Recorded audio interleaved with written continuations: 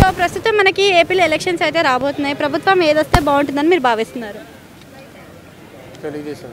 తెలుగుదేశం వస్తే మరి ఉద్యోగ అవకాశాలు ఏ విధంగా ఉంటాయి?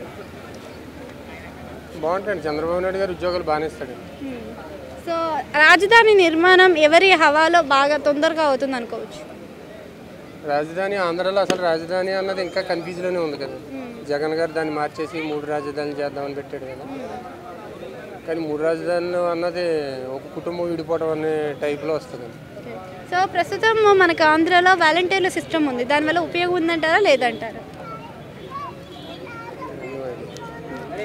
సో కొన్ని పథకాలు ఇచ్చారు కదా నవరత్నాలని, ఆ పథకాల వల్ల ప్రజలకు ఉపయోగపడుతున్నాయా పథకాలు? అన్నిట్లో అందరికీ చేరలేదండి, అది అందరికీ చదవట్లేదు. సో ఇప్పుడు షర్మిల గారు కూడా వ్యతిరేకత చూపిస్తున్నారు వైఎస్సీపీ మీద.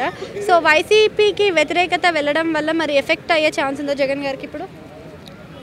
షర్మిల గారి వల్ల ఎఫెక్ట్ ఏమి ఉండదండి. సో జగన్ గారు చాలా ధైర్యంగా చాలా ధీమాగా వైనాడు 175 అంటారు. 175కి 175 వచ్చే అవకాశం ఉందా జగన్ గారికి? అది ఎవరి ఒపీనియన్ వాళ్ళకు ఉంటుందండి. నేను పార్టీ పెడితే నేనే గెలుస్తానంటాను, మీరు పార్టీ పెడితే మీరే గెలుస్తారు. Thank you.